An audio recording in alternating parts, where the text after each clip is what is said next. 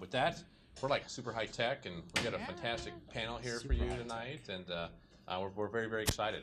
So just really quickly before we jump into the panel, just a quick refresher of what is social impact and how does this work and what are we talking about tonight? So social impact is really a new sector of the economy. We call it the fourth sector of the economy. And what's unique about this is that what we're seeing now is that businesses, and when we talk about businesses, we include nonprofits in that.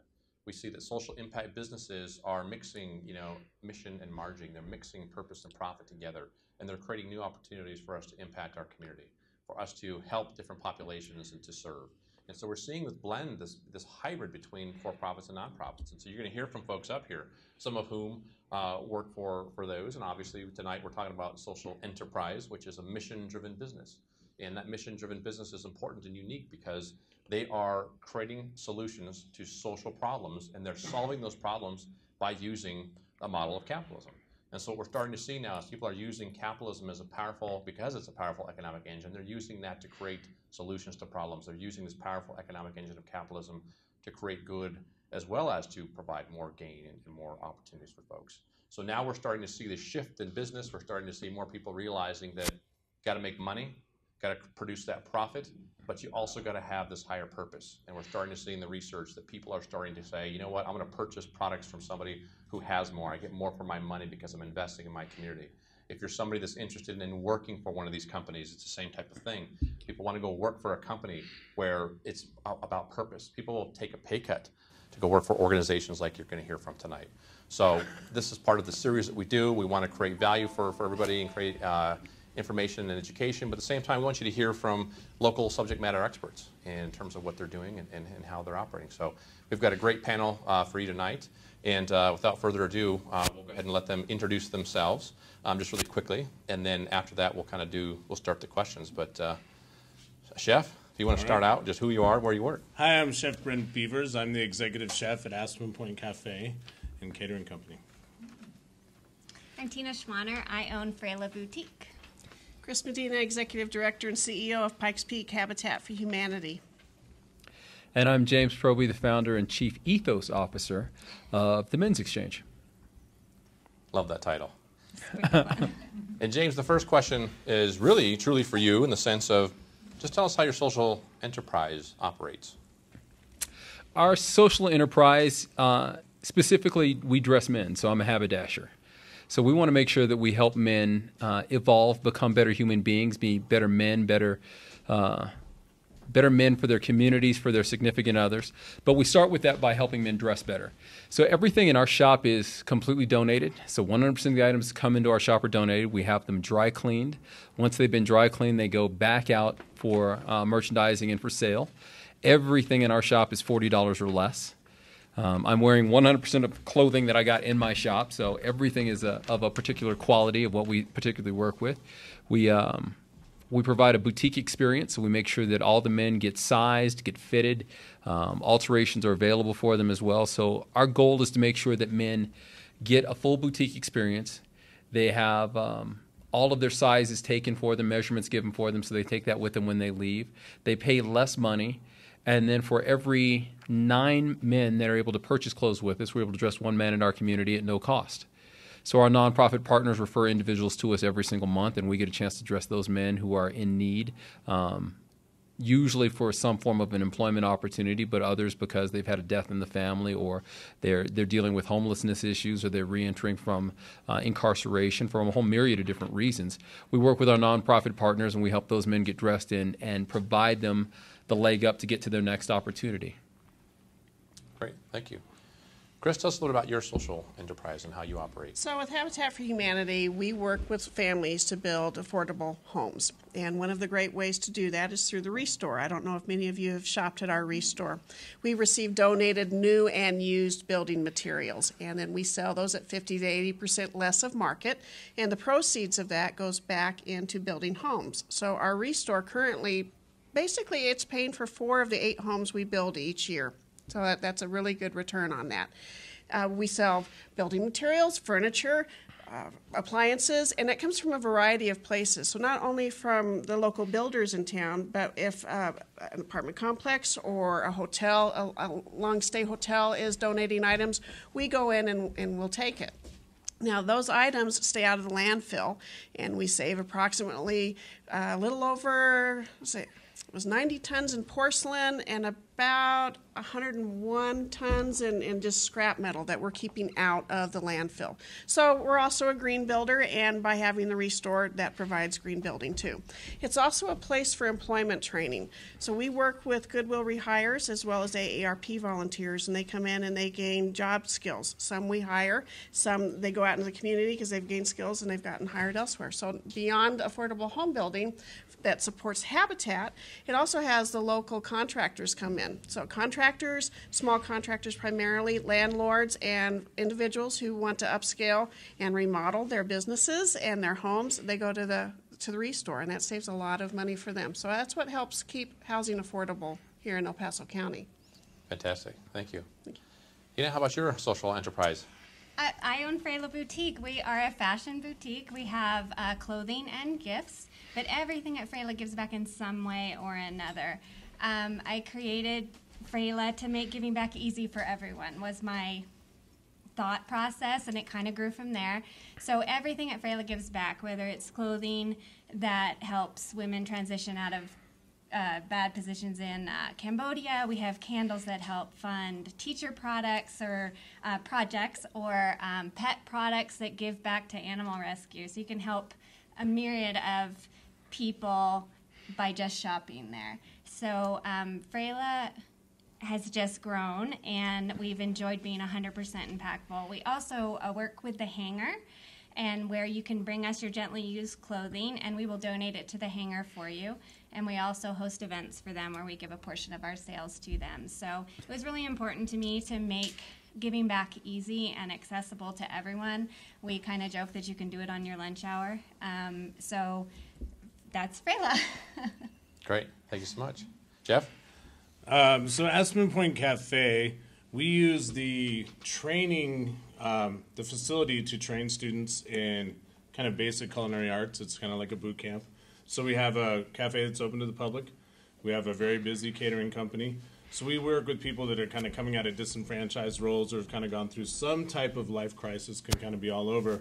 And they get with myself and my staff, and we work with them on being prompt, looking correct when you come to a job. And then we work on knife skills, sanitation, and all those types of things. So when they come through, they're with us 25 hours a week for 16 weeks.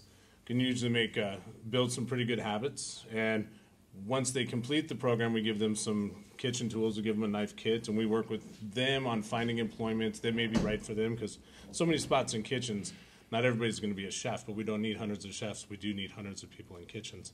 So we work with them, and then we also have an opportunity for some of the students who are more interested in continuing ed. We also are articulated with Pikes Peak Community College, and they can transfer in 13 credits of prior learning to kind of jumpstart them in a 2-year degree for baking or a 2-year degree for culinary arts. And that doesn't fit for everybody, but it's a fit for some people. So, thank you. Yep. So obviously, as you can see, we've got a very diverse group of social entrepreneurs up here that are doing things very, very different in different areas of the economy, and obviously you get retail and chef and everything else. So just a little bit of a different approach to this. Before we kind of move on to the next question for the group, I just wanted to check in with the audience and see if there are any specific questions that you have for any of our panelists about kind of their business model, about what they do, or we'll kind of get into the why here in a little bit. But anything about what you kind of heard already you want to dig deeper into, and if not, that's okay. We can press on. Okay. Your Aspen Point is your only physical restaurant in the Citizen Service Center? that is our only physical space. Yep. We deliver caterings all over town. We have, I think, 4 fleet vans that are out for catering functions, but all the training happens in that kitchen, or at least all the hands-on training. Then we do have a dedicated classroom in the county building where we do lecture and tutoring and all that stuff. So. Right. So we've heard a lot about, kind of start with the why, and that's really the next question for all of the panelists, or anybody who wants to go first. But the question is really, why do you think that at this point in time in our economy that a business should have a social impact built into it. Why do you think that's important? Why not? It's that simple sometimes. I have it on my wrist every day. It's not harder. It's challenging, but at the end of the day, I think everybody up here sleeps pretty well at night, no matter your day, because you do it for you. I do Frela for me. The fact that other people come in and enjoy it and love it and get it makes me so happy that I would have a social impact, even if no one out here ever understood why. So why not, right? Absolutely. You want to go? Yeah, sure. The social impact sector, it meets a need that's not being met, or it changes the way a need needs to be met. And it's serving the whole community, so it pulls us out. So even though, yes, you enjoy it for you, but you keep saying how it's giving back to the community. And when you can bring the community together and you step outside yourself, then you're making your world, which is already getting smaller, it's becoming smaller, and you get to know each other better, and you get to interact with other cultures and socioeconomic levels. And you get to hear both sides of the story. And so often we get siloed, and we stay in our own story and the only information that we know. These broad ideas, they make you think outside the box, even when you didn't think you had questions about it. So our customers who come into the Restore, I was laughing, I'll sit up at the front sometimes and watch what people come out with. And we were talking earlier, they're so excited about something they got. I have no clue what it is that they have found, but they're excited and they want to talk and they want to share. And so that starts conversations. And in our society, so many of us, we don't even use our front porches. We don't know our neighbors anymore. So these type of businesses are getting people employed and bringing our community together. That's why I love it. Yeah, we've got a slideshow in the shop that goes back and forth between men's fashion and inspirational quotes. And one of the quotes that's on there says, you never need a reason to help someone. And I think that's kind of one of the foundational pieces of what we do. You don't need to have a reason to help human beings that are around you. There's some very selfish portions of that. And like Tina said, I do the men's exchange for me. I love it. I absolutely adore what I get to do every day. I have some days that are more challenging than others, but I don't have bad days. I get to help individuals, and there are men that come to us. I'm going to tell you, 90% of the men that come in and shop with us come to us with less ideas about how they should dress. And after a few pointers and a little bit of information and having someone to model behavior and clothing after, it's amazing to see the men in our community, how they've made such giant strides and giant changes. It's great to see the personal impact that it has for every single one of them on the way that they dress, the way they feel, the way they carry themselves. And it's really important for the way that they present or show up or present themselves to their significant others, to this community, to their children.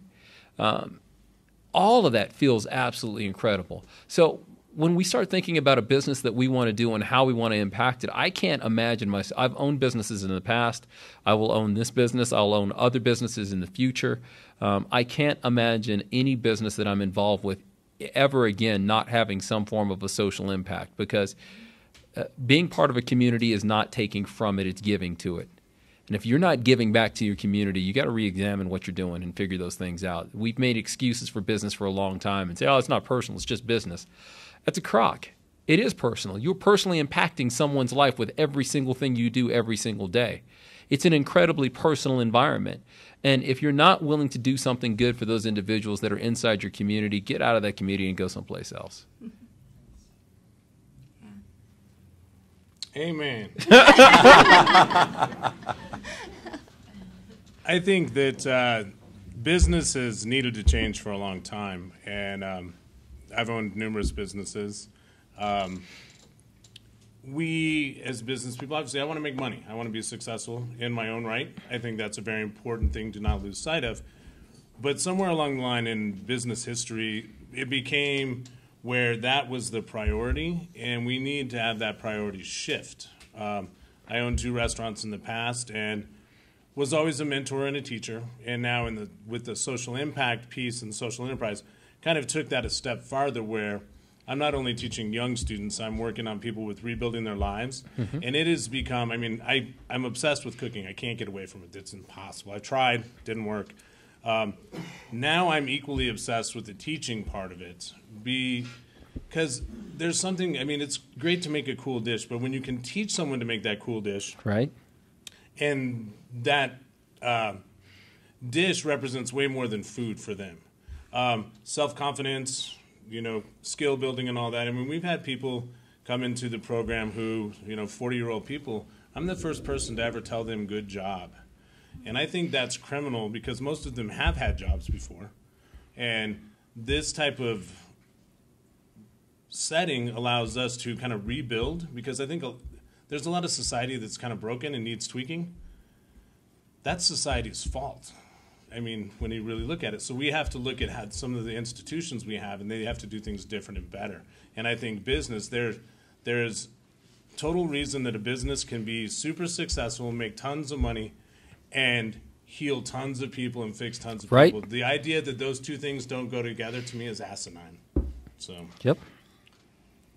Every one of us, from what you're hearing, we believe in the dignity of self. Because once you have dignity of self, then you are open and you see each other in a very different light, and you see the dignity of others. And that strengthens all of us. It doesn't tear down, it builds us up. And again, I think as you're kind of hearing up here from these folks, is it's using that powerful economic engine of capitalism to provide even more value. So it's okay to make money, because the more money that you make, the more value you can bring to the community. But you're doing it with a very specific purpose, right? And kind of going back to that why, and a lot of people will talk about this. They'll say, well, the why to a business really isn't to make money. That's that outcome, right? But I think really to kind of your point, you know, it's like somewhere along the way, making money became that why. And I think what these folks are doing is that they're shifting it. Still going to make money, right? Still going to make that economic engine kind of churn, but you're replacing the money making as that why. It comes over here. This is that opportunity to do it. What's the why of why you're doing it? And you're hearing it in each one of these folks. And just a quick example, James, I'll put you on the spot. Okay. So, you know, James, as you heard, sells men's clothing, and he also creates more value for men. James, you've told me many times, you're not necessarily in the business of selling suits. You're in the business of selling what? So we sell confidence. We impact lives, and we do that by helping men dress in a slightly different way. We also allow men to view themselves in a different way. And we also sell connectivity. It's amazing how often that once you put on a suit and tie, you put on a jacket, you view yourself in a different way. Your willingness to connect with individuals around you changes. So, you know, we talk about we sell confidence, and we sell that individual space for individuals, and we create that for them or with them. Our space is that we get a wonderful opportunity to journey alongside with every single person that walks through our front door. We can't help if you don't want to walk in and spend some time with us, but you walk in and spend some time with us, and we're going to provide you with a full boutique experience. We're going to provide you with education. We're going to answer whatever questions you've been afraid to ask as you've gone out shopping. In most places when you go shopping these days, you walk in and you're by yourself. You're on your own. It's like good luck. And then we wonder why we have a generation of men whose pants are around their ankles. They've never had proper behavior modeled for them. They don't have someone to teach them where they should do that. And this is not a low-income thing that happens. This is across the strata. So we've got... It's really funny. I had an older man who came in and stopped in and did some shopping with us. We've got an individual. I would say probably 25% of the individuals that shop with us make over 6 figures a year. But they also are in a space where one guy came in last week and said, you know, you used to have a guy to do this. There used to be a guy. You know, I had a guy that would help me with my suits. I had a guy who would look for my sizes when they came in and give me a call. You can't get that anywhere anymore. And he said, I'm so excited that this is here, and I'll be back, and I'm going to continue to come back. And I was like, yeah, you got a guy. Now you got a guy. Thank you, James. I want to pause again here, just kind of check in with everybody. Any questions that you got? And if you wouldn't mind coming up here to the mic so we make sure we get it recorded for our folks that are joining us elsewhere. Do I have to introduce myself to Mike and everything? You can if you'd like.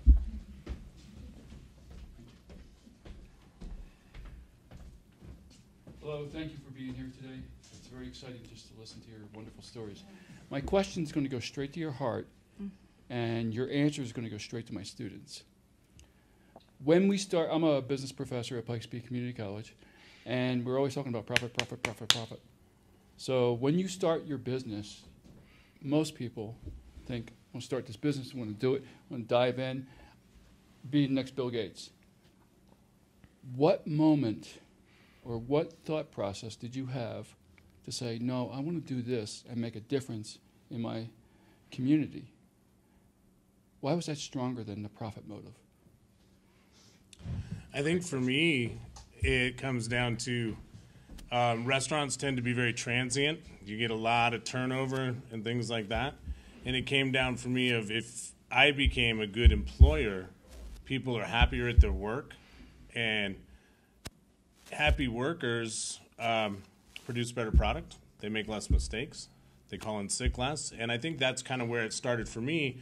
And with my students, if they enjoy the teaching we're putting out, then they come.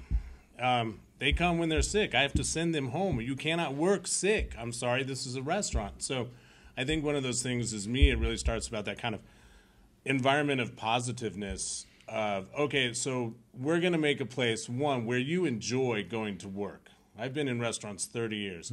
I've only enjoyed going to work for a small percentage of that time. I had to go to work. I worked under some fairly mean chefs. They were great teachers, but it's like, hey, I can be a marginally cool fellow in the kitchen. I'm still a chef. And make it an environment that is exciting and positive to be in, rather than every time you misstep, you're just getting, sideswiped by management or whoever. And that's one of those things I think that really changed for me is like, okay, I'm not going to be this kind of boss. I'm going to be a different kind of boss, so that if my staff or my students are having some crisis, it's not a response like, oh, I can't believe this, you're the worst employee ever. It's like, okay, man, stuff happens. We're going to work through this together. Right. And I think one of the things that's wrong with kind of how we do business is a lot of times when someone makes a mistake in a business or school or whatever, we have an incorrect emotional response. A lot of times when someone does something wrong in society, we say, man, you suck. But that's not the case. What should be said is, hey, that is totally done wrong. This has nothing to do with your person. And if I'm a good boss, I'm going to teach you and nurture the person so that when you have a mistake like this, it's not an issue anymore, and you will make less mistakes. So. There's a lot of stuff in that.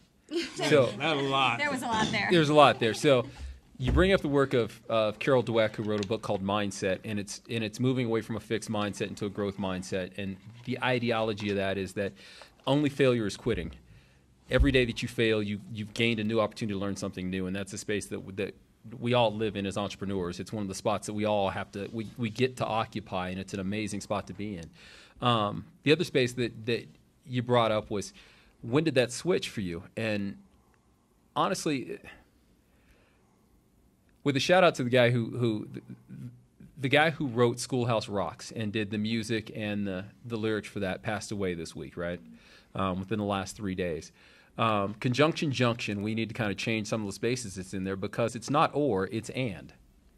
So this entire movement is not, do you want to make money or do you want to do something good? It's, do you want to make money and do you want to do something good, right? It's a combination of those two things. I can't talk about what I do without getting emotional. I can't talk about the lives that we get to impact every single day and not be overcome with emotion, that tears don't fall out of my eyes. And it is a special thing that I get to do every single day. And I'm not alone in that. It's not like this is an exclusive club. Everybody can do this. Everybody can choose this path. When you start the conversation with yes and instead of or, let's get rid of, when we stop, and you can't, those of you who can't see this on television or whatever, when we stop building fences and we start building bridges, and we start saying yes and, I want to include that, yes, let's figure out how we do that, how do we incorporate this in? It's yes, we can do amazing things and we can make money. yes, we can continue to grow and take care of the economy and take care of the environment and not disenfranchise entire groups of people, right? Sure, you can make a lot of money with slavery, but was it the right thing to do? You can do that and do something else. So it ends up for me being yes and.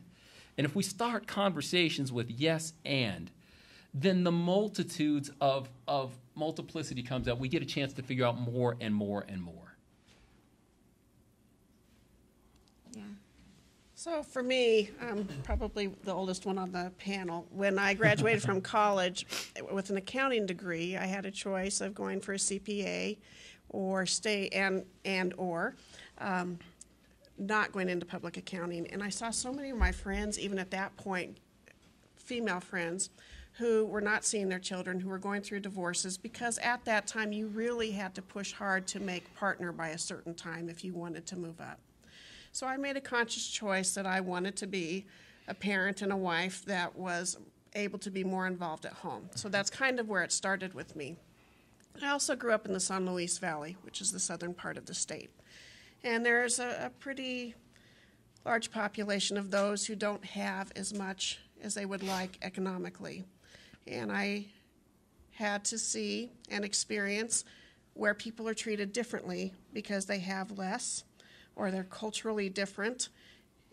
And that injustice, and I perceive it as injustice, has always set with me as I need to do something differently. So I took my accounting degree knowing that I could get a job wherever with that, because somebody always needs to have an accountant to tell you, do you have money to do this job? How do you do payroll? How do you do the taxes? So that empowered me to not have to constantly be going out and trying to find a different job. It opened many doors for me. So I've worked for not-for-profit, with the exception of a little bit of a stint with the National Park Service as a ranger. I have worked with a variety of not-for-profits that have shown me so many of my passions coming together in helping lift people up. I've worked with seniors, I've worked with environmental preservation, I've worked in health, I've worked with adults with developmental disabilities. And all of that came together for me under Habitat. And I don't regret at all that I am not making six figures multiplied over as some CPAs do, not all do. I'm extremely proud of the fact that when I go to bed at night, I know that I lifted at least one person up, and have helped again to bring a world that is much smaller than many people realize some dignity and respect, and teaching people that whether you speak proper English, whether you grew up, as my best friend did, moving from home to home. She went to 8 grade schools. She went to 4 high schools. She could hardly read when she left high school because her family had to get up and pack at night and leave constantly. That wasn't her choice. That was a situation she was put in. And of course, it's caused difficulties for her throughout her career and difficulties for her family. And I take great pride in knowing that she and I, from junior high on, have remained best friends, and she inspires me. So, yeah, I don't mind not having money, and I have enough. I've never been without, even growing up with my dad being a teacher, and he was the main provider. We didn't grow up with a lot, but we never went without.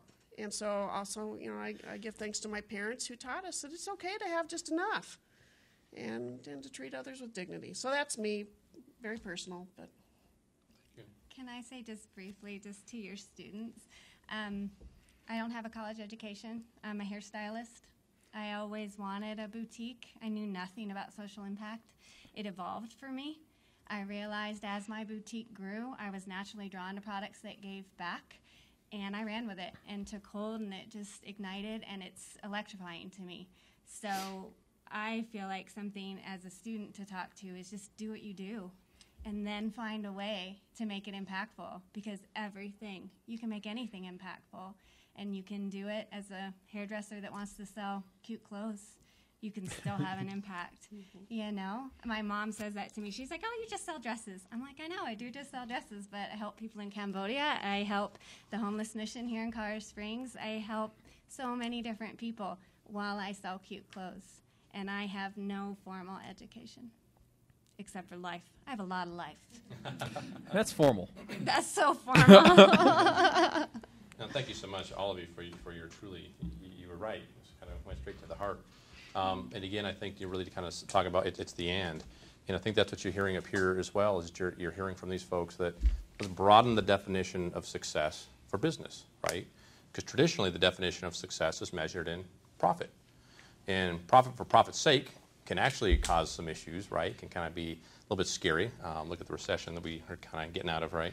But I think it's a matter of, yes, make profit and, thank you, James, have purpose.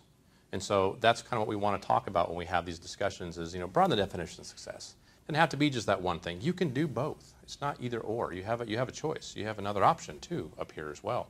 You're hearing folks saying, and a lot of us know this, is that, got a choice, go work for profit, make money, go over here, work for a nonprofit, be fulfilled, but maybe not make so much money. It was or.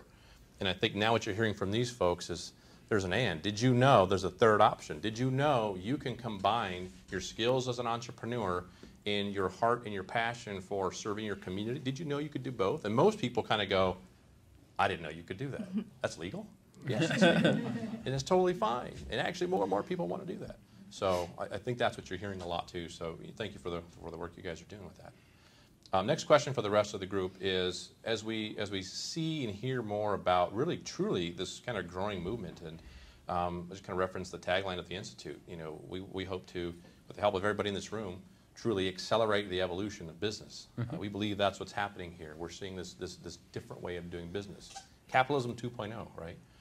What do you guys see as the opportunity for the sector in the future as you kind of look ahead 3, 5, 10 years? What is the opportunity for this growing sector of the economy? The world is changing so fast with technology and education requirements. Wow, it's kind of unlimited. I just came back from a Habitat trip to Uganda, and talk about entrepreneurial people who have what we consider to be extremely limited means. I went to a tech school where they needed a school bus, and they didn't have it. They built a school bus. They went out and they got scraps of metal, and they got tires, and they built an engine, and the seamstresses built. They made the world's open. There's a lot of room to grow and to be impactful, whether it's here in Colorado Springs or across the world. I hope it becomes unusual that their business isn't impactful. I hope this becomes the norm. Yeah. We're not the kind of crazy tree hugger people. We're not crazy. We're not, but people don't all get it. And I hope it flips the other way, where people are like, you don't have an impact? What are you talking about? Everybody does. So I hope everybody starts to get it and it runs, and I just hope it takes off like fire. So. And I think that the future for it is, there's been a lot of nonprofits that have been involved in kind of this kind of spearhead of this. And as it goes further, I think you'll get more small businesses and, then maybe some medium businesses and larger businesses who really take it on and say, okay, we're going to have a mission of social impact. And one thing I think is that it can take on, social impact is a small term, but it has broad implications. Hey, we're going to have it so that all of our single moms we'll figure out our schedule so all of our single moms can be at home with their kids 3 nights a week for dinner. That's a huge social impact. So I think, the base is small and it's gaining traction. But I think social impact can take on so many different meanings that can be good things, allowing people to have, more kids at work, or being, just less fussy if they have to miss work. And also, with that profit piece of when you start a new company, to think of how can I use this to bridge someone up somewhere, somehow. And I think it will take off. I think one of the things that, for it to be successful, I think it will move more out of the nonprofit sector into the profit sector, because part of the goal is, to show that, we can make money and we can be responsible and good stewards to people. And I think sometimes that's lost. And when you're good stewards to people, once you have a few bigger companies start to do it and showcase that, I think then it will catch on and say, hey, it's okay, because it does, like I said before, it cuts down on absenteeism and stuff, and it makes you feel better. I mean, I leave work and I'm happy. Like I think all of us we've said, I love to cook. When I had just my restaurants, I was weary and tired all the time and sometimes really frustrated. I still leave work weary and tired. And frustrated too, but sometimes frustrated because I can't do enough to get through to the population I'm working with. Not really frustrated because of the downfalls or the shortcomings of my business. It's more kind of, well, I'm trying to get through to Jimmy and he's really having trouble. What can I do to be a better coach, a better business person to get through to him? But that's a frustration that I don't think is a negative frustration. It's a frustration that kind of propels you to become a better person, a better man, a better teacher.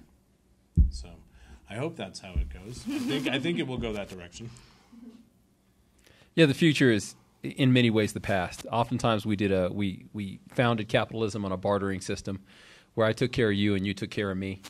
I think there's a space that's involved in that as the world gets smaller and as we get a chance to see that, we're going to find out that we are truly our brother's keeper. It's our responsibility to take care of each other.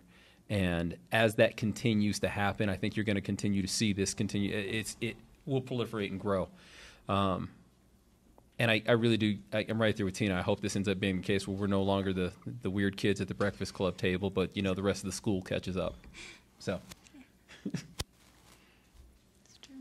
Questions from the audience? Anything that this spurred? Drew, come on up.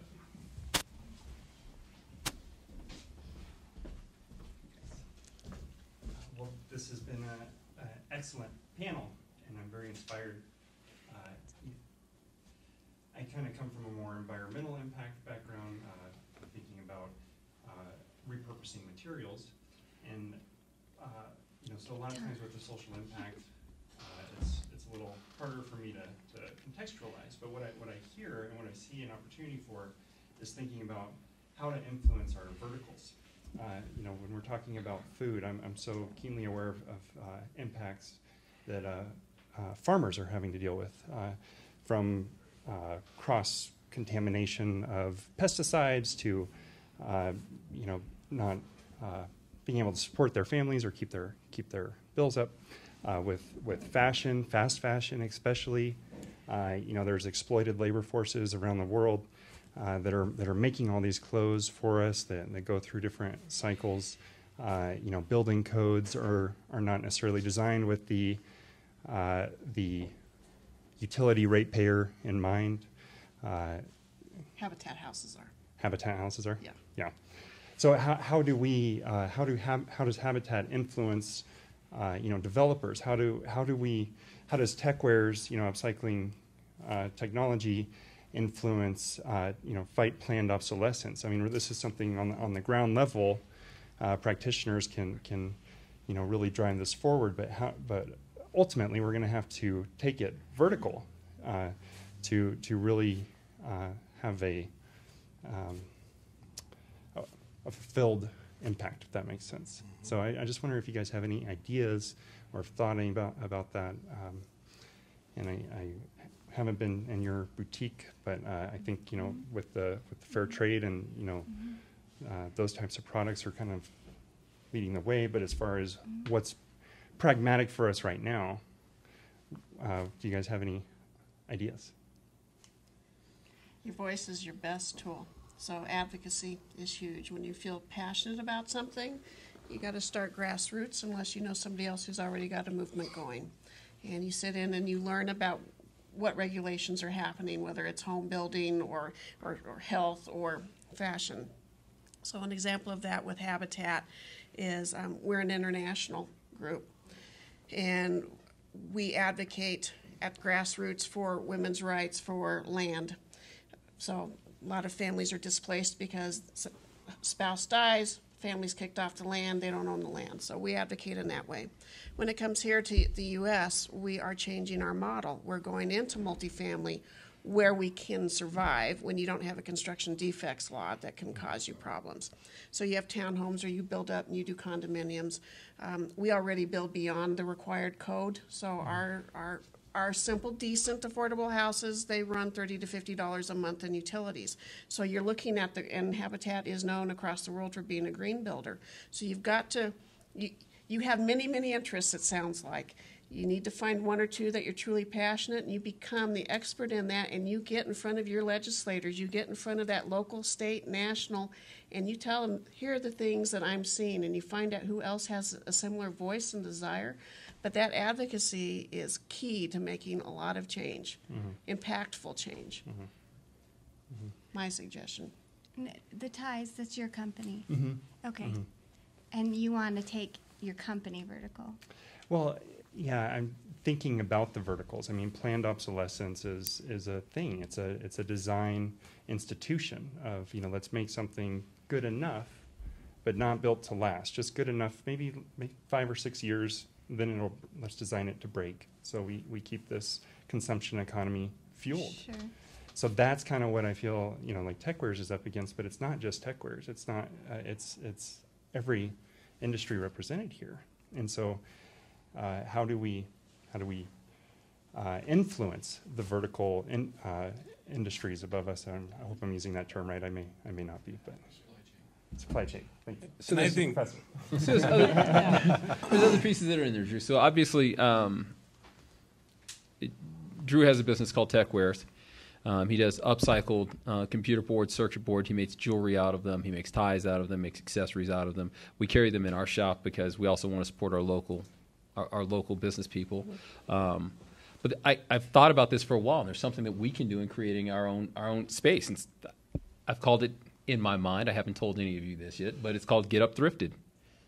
And if you're going to get up thrifted, you get up thrifted with Habitat, with Men's Exchange, with Mountain Equipment Recyclers, with Pedal Station, with TechWares. We have enough businesses in this town that are taking things that are obsolete and finding ways to actually reintroduce them back into our community and point out the value that they still have.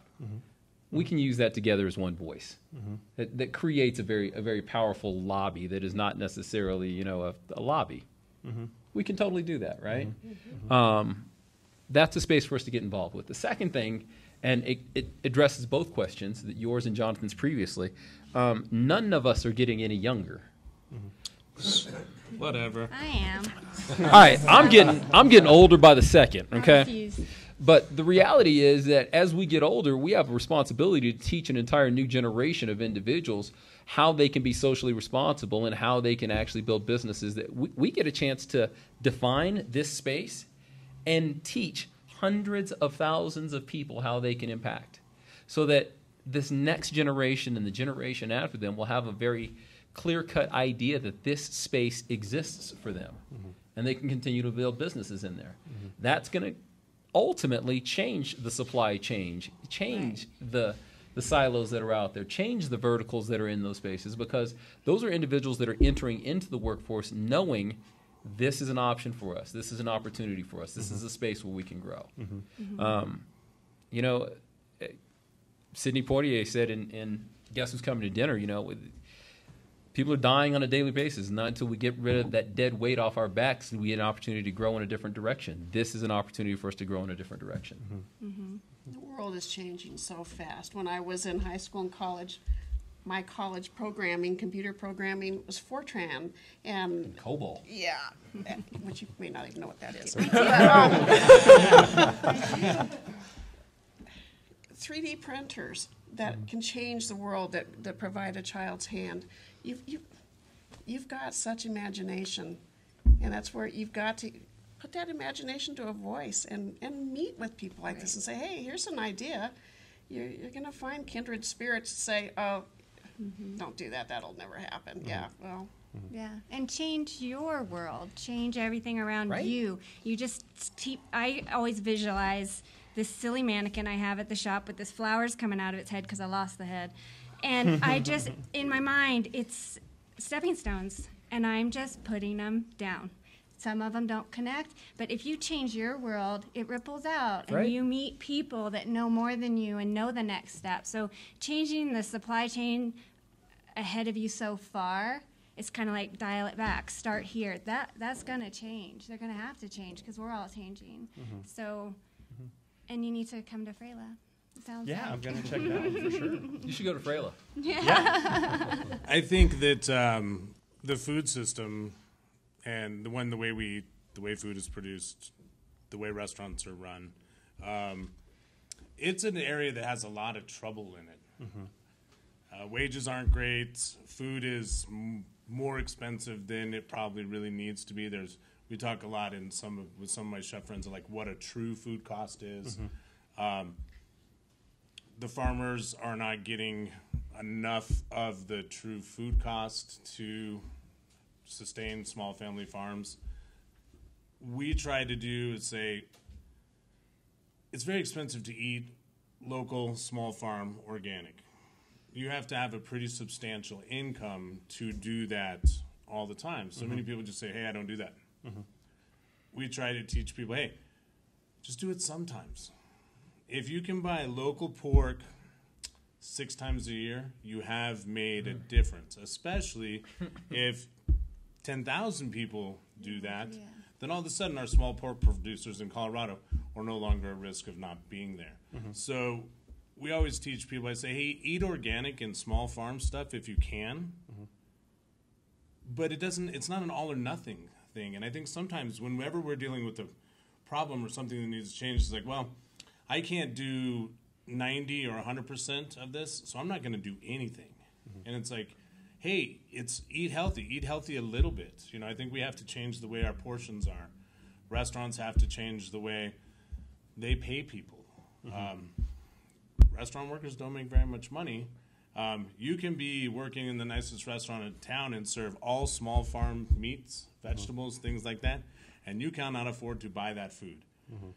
And we do as chefs, I think we've talked about it for a long time with small farms and things. Both of my restaurants were primarily local pull restaurants. It pushed the price point higher. I basically excommunicated an entire part of who I would hope would be my clientele because they can't afford it. And I think we had a lot of work to do there because the people who need the best food can't afford it. And we work on that and try and do some of that. And I think one of those things is we have to remove some of the trappings around food. Healthy, local, good food does not have to be $25 a plate.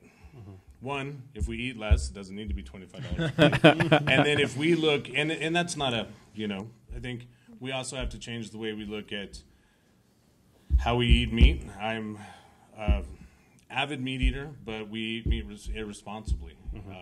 It should be like Thomas Jefferson said, eat meat like it's your sauce. And I think that's something to be said of we can make a lot of changes with things like that. So I think the most important is do what you can when you can, and don't panic about the rest. Because as that gains traction, it will fix itself. Thank you all. Great answers. Thank you. Thank you, Drew. Any other questions? Mark, come on up.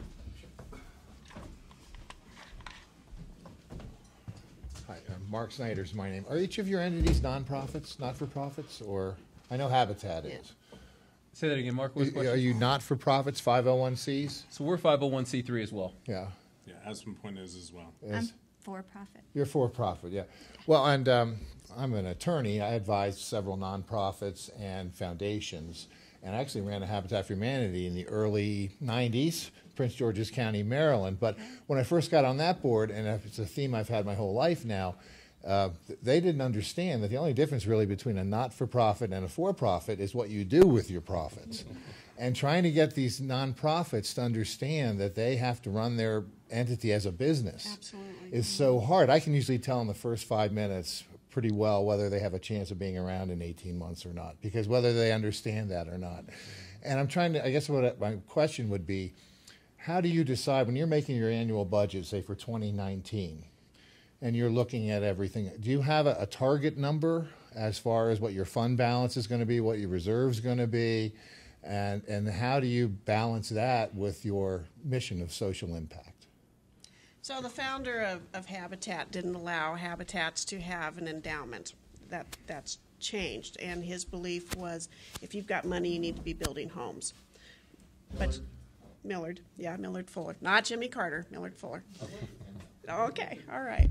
So when it comes to Habitat, we have we've got 26,000 people in El Paso County that need affordable housing, at least. And we can build 6 to 8 homes a year right now with what we've got because of that restore. And because of the mortgages that come back in. We call it the Fund for Humanity. So we reinvest those mortgages. Our homeowners pay mortgages. They don't get the houses for free. So those funds go back in. We want to always have at least 6 to 8. And how do we grow that impact? So we determined we needed 4 to 6 months of operating revenues in the bank. And the board said, okay, this is a policy, and we will keep this amount of money. We also know that we will always be needing land. And land, as you've heard, has gone through the roof, which is also impacting the cost of housing and the availability of it. So we determined how much we needed to buy land, and we buy hopefully in 5-acre parcels. So we took an estimate of how fast land had been and growing, and we determined what we needed to do with that. So because Habitat is a mortgage originator and servicer, we leveraged some of our loans, we sold them, and the board restricted those monies into a fund specific only to acquiring and developing land, because we are also a land developer. So it's a pretty complicated business model because of us being 5 businesses in one. But I have a phenomenal board who's very dedicated to the mission, and they have never let that mission falter. They do not put their egos in front of it. They know we have people to serve, and who are those people? So another piece of the model is when you have the very low income, and those are people who make less than 35% of the area median income, are we doing a disservice by selling them a home that they can no longer afford to keep up, and the property taxes keep going up, and their insurance keeps going up? So we have to look at what's our level that we should be serving. So our board moved the area median income that we serve currently to 35%, and the whole range up to 80% of the area median income. So again, and we're looking at house costs going up between 5 and 25%, depending on the components. So our board is comprised of attorneys who help keep us out of trouble, HR people, because I have a staff of 30, people who are very heartfelt social workers, and they make sure that we are serving our people first, both in-house and our customers, who are not only in the restore, but our customers are also our mortgage holders, our future homeowners. So you've got a lot of moving pieces there. Does that kind of answer your? Kind of. Okay. But we definitely have a budget that we set. This is our target. We're going to build 8 homes. How do we fund that? And so we also, to reduce risk, because the restore is a huge piece of our cash flow, we keep those mortgages. We reduce the delinquency on the mortgages. Our delinquency rate is almost 0, which is phenomenal, working with a group that is economically challenged. One major car repair, one major illness, and they're in trouble.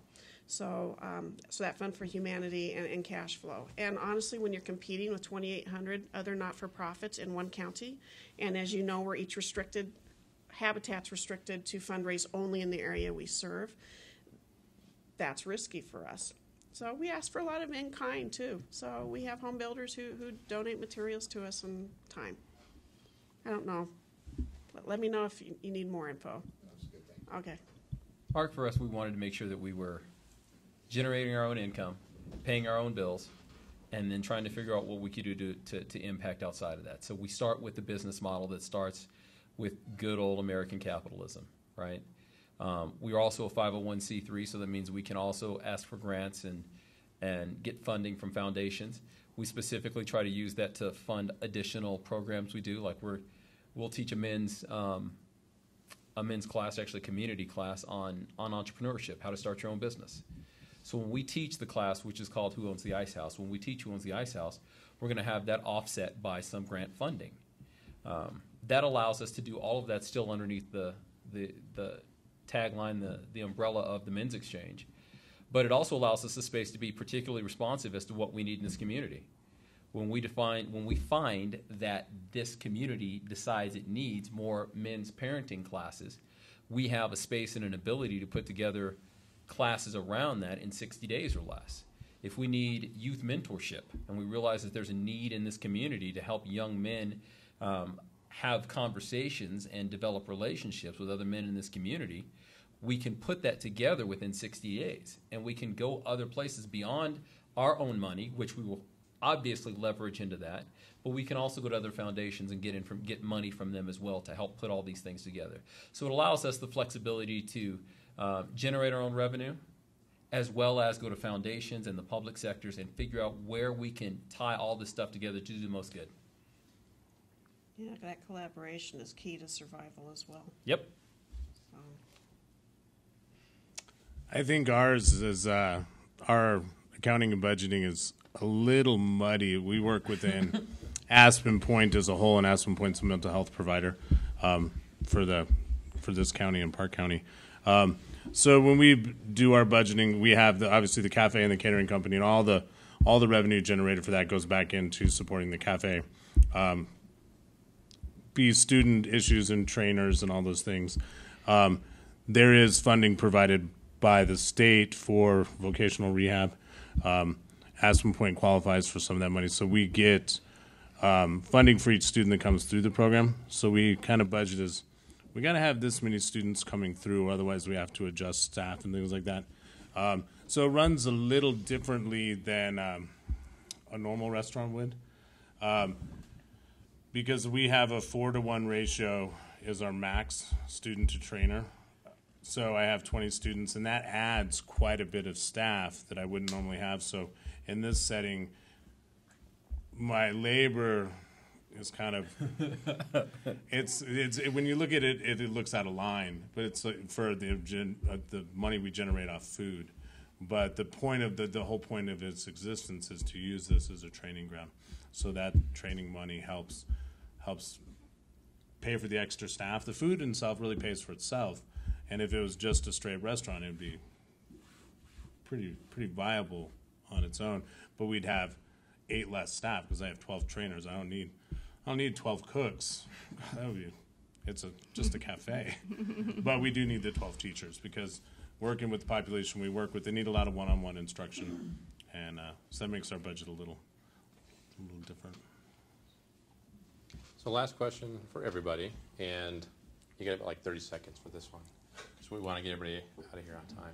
But the question is just really quickly for each of you, and we'll start here with you, Chef, is just what's next for your social enterprise? What are you looking to do to change, et cetera? What's next?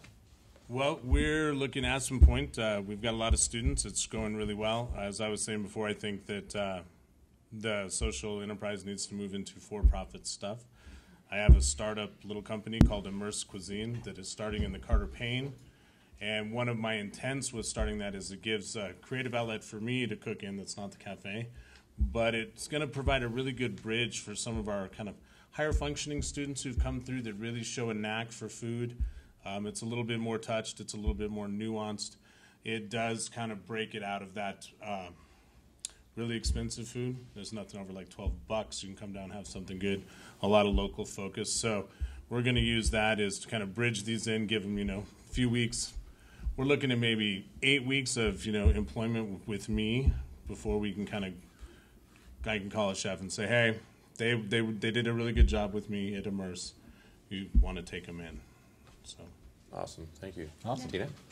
We just want to keep growing and finding new products and keep bringing new things in and finding new stories to tell and keep educating people about how powerful their spending can be. So I think we're just going to keep trying to grow and educate and provide a platform for all these wonderful products. So power on.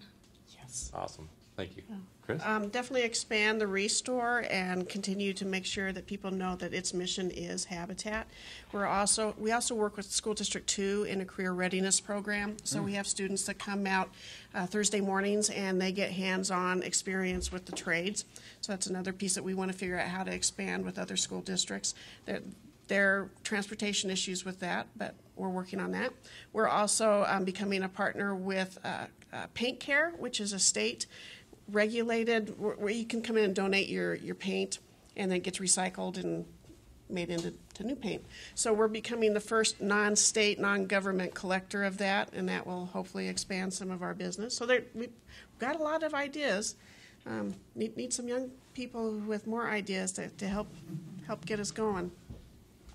We're looking to grow and sustain and continue to validate this as a business model so that when we have evil lawyers and politicians come up, and I'm just teasing, Mark. I'm just playing with you. I'm just messing with you, man. We can point out the fact that this is something that is sustainable and continues to grow. And then we want to provide something that looks like a franchise model, but is available in any community that throws their hand up and says we want this. And it looks like a franchise because we want to brand it the same. We want to provide as much information and as much success as we can build into that, but we want that to be a profitable piece. We want to talk about taking a percentage on the very end of that as the profitability comes back so that we can push that into revenue for us. So really that whole piece is just trying to figure out how we can replicate this in other communities and allow them to address men's issues in each of those communities because it's different than it is in the community here. So we want to continue to allow individuals to do that. Whatever the problems are in Seattle or in Cheyenne or in El Paso, we want each one of them to be able to address what's going on in their community at a very local level while having a national presence. Thank you. So as my colleague Stacy Burns likes to say, everybody is an investor. Each one of you is an investor. Each one of you votes with your wallet. And so you can choose to vote with a company that you do no research on and just kind of does whatever. And every time you buy from that company, you're telling them to keep continuing those business practices. If you do a little bit of research and you kind of dig in a little bit more and find this stuff, because in the age of information, it's all in your pocket, right? You've got a smartphone, you can do this research.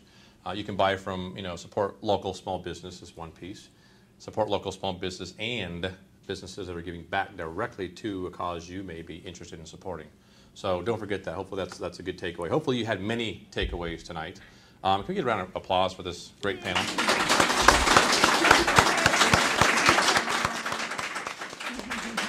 Thank you to each of our panelists. We appreciate what you do in our community so much. You truly are making an impact. Thanks for your continued work. For folks who want to kind of hang around and stick around, usually what we do after this is we might go across the street, get a burger, or we might go get a drink. If you want to continue the conversation, some folks are welcome to stay. For those of you who have to go, we completely understand. But thanks for spending some time with us, and hopefully this was valuable for you. Have a good evening, everybody. Hey, thank you all very much.